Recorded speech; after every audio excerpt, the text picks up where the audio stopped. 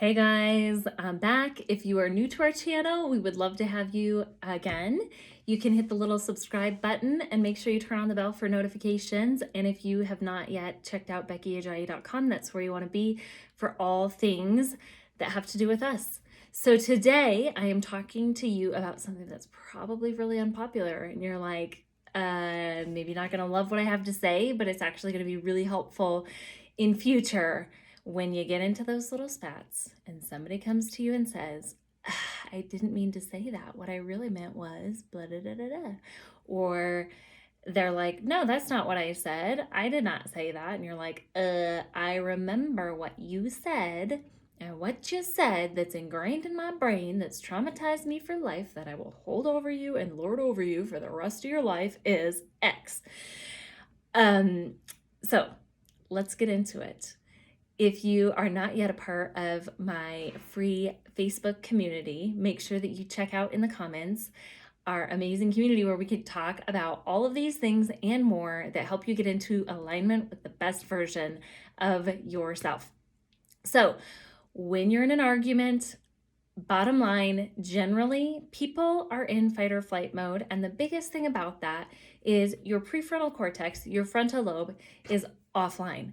Unfortunately, your frontal lobe is your rational thinking center, your cognitive processing center, your consequential thinking center. So when you have consequential thinking, also, by the way, this isn't fully developed until you're 25. So when your teenager is like not making any sense, part of it is their brain is not yet fully developed. And when they don't think through things and you're like, didn't you see that if you did that, that was going to be the consequence?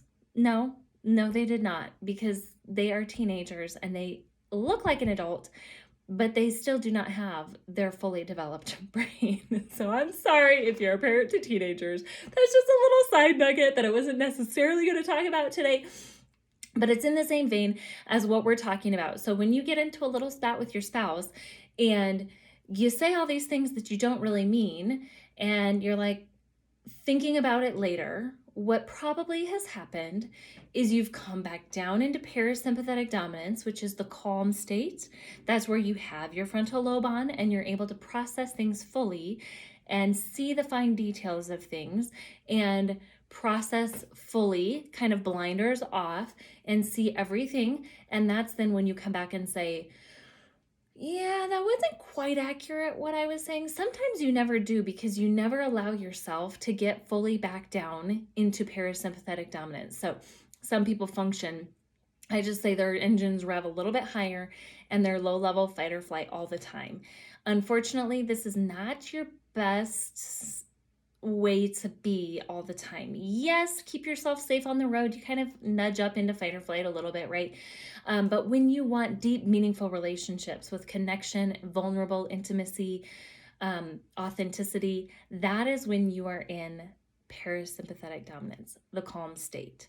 So to answer the question that we started with today, because I love to keep these things real brief and to just give you a little bit of nugget and send you off to us to get more in our Facebook community and at beckyajayi.com, I will say the person is actually right when they say, I really didn't mean to say that, because what they're saying, if I can unpack that for them, is, and they're not even aware of this, but they would say, if they were fully conscious, they would say, my brain has got offline because I have gotten into such a heightened state of needing to self-preserve, which our brains are wired to keep us safe and alive, right? That's how God made us, is our brains maximize pleasure and avoid pain. They want to keep us alive. So when that happens, when you're in fight or flight, you're trying to get off of the battlefield, right? So you're just sword slinging, sword and shield up, get the battle done, and then you get off the field and you're like, whoa, that was a lot of damage, maybe not quite necessary. And now I have relationship work to clean up, because I got to where my brain tricked me into believing I needed to go into fight or flight and ward off the saber-toothed tiger in front of me that's really a well-intentioned teddy bear, but they look like a saber-toothed tiger, and I needed to destroy them in that moment. So I want to offer to you or challenge you to consider a level of grace in those interactions when someone does come back around to you and try to adjust their wording. I would encourage you to consider what they're saying instead of saying nope, what you said is the god awful law and the truth, and you cannot adjust your wording. Because when we offer grace and compassion and curiosity, we open the door to healing, that parasympathetic dominant level of vulnerability and authenticity where we can heal and restore relationships. So that is my quick little nugget for you today.